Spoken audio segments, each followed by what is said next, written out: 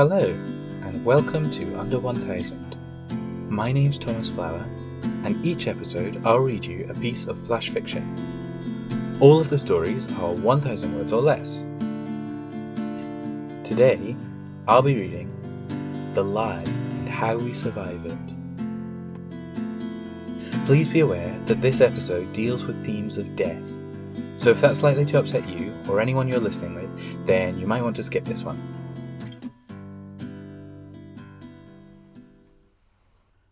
I don't think I knew you at all, although I knew you so well. What you'd hidden from me didn't seem like it should belong to you at all. But still, there it was.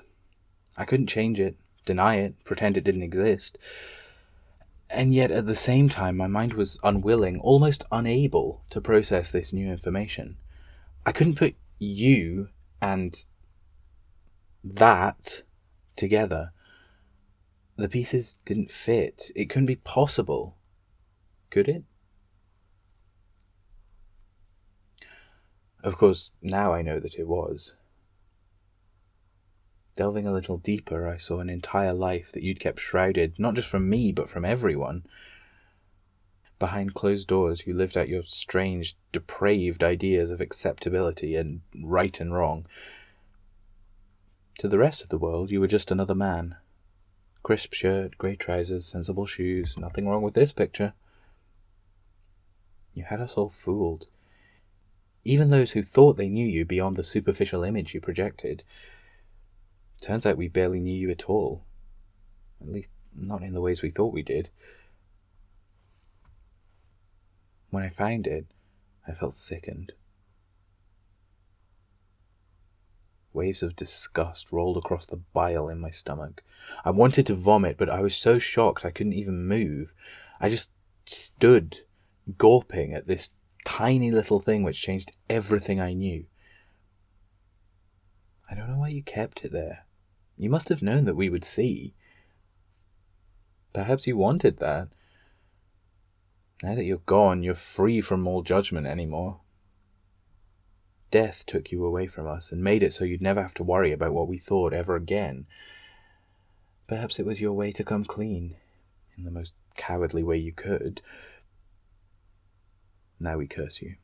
You've poured bleach onto all our joyous memories together, scarring and burning them with your truth from somewhere beyond the grave. Photos were burnt, scattered to the ashes. We had to readjust. Still, no matter how angry I am with you for this, I still wish I could talk to you about it. Though it's likely a futile project born from my own naive wishes, I would give anything to ask you why you did what you did, to try to understand your motivations, as twisted and dark as they may be. I know I could never agree with what you'd done, but at least I could maybe understand it better. Right now I only have my assumptions and fears. My brain works overtime, painting out possibilities of the ways you might have been even worse than I thought. You're becoming more of a monster in my head, and without the truth to balance it out, I suspect that's how you'll stay. None of us came to your funeral. We couldn't bring ourselves to. The dark smudge wiped across our image of you, the bile rising even higher with each thought of what you'd done, it kept us away. I think your family went, loyal to the end. I think they were the only ones. They huddled softly round as you were lowered down into the earth. And now you're gone. There's nothing left of you at all except the impression you left on those you had touched in life. I'm trying to heal, slowly, with the others. If anything good can come of this, it's been our support for one another. We were all duped by you, so we suffered together when the truth came out. Now all we can do is try to help one another through the process of grieving. Grieving not only the you that has died, but also the image of you that we held and have been forced to kill. Many tears have been shed, and it's hard to say whether they were more over the corpse or the fiction you created. Still, with food and wine and long, torturous conversations, we're slowly laying it all to rest. It's all we can do now, really. I wonder if you ever really understood the damage you would cause, had caused, did cause. I thought that I knew the pain you would feel over something like this, but now that you're almost a stranger to me, it's hard to believe it. Perhaps everything was just an exhilarating risk for you, a giant game of cat and mouse that we all played with you unknowingly.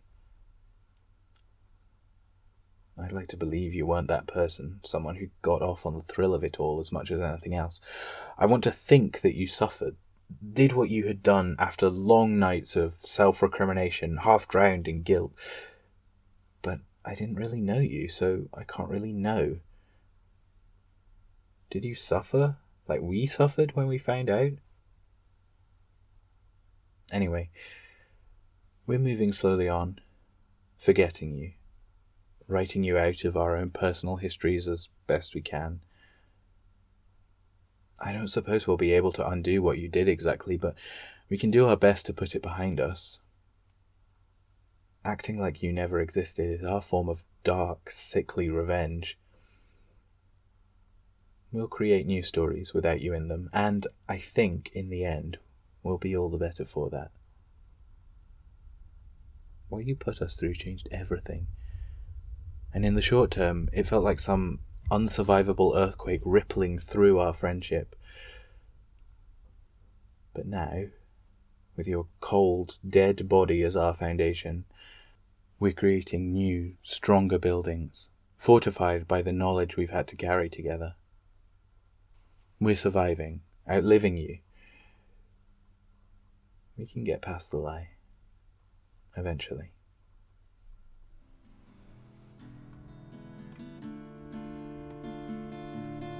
Thank you for listening to Under 1000. I'm your host, Thomas Flower.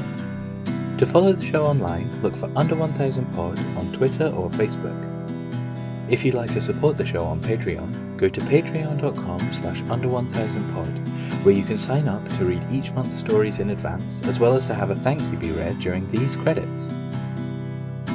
The theme music is an instrumental version of In Between Days by Nick Tate and the Sharks. To hear the full song and more from the same EP, go to Nick Tate, NICTATE, and thesharks.bandcamp.com, or search for them on your favourite streaming platform.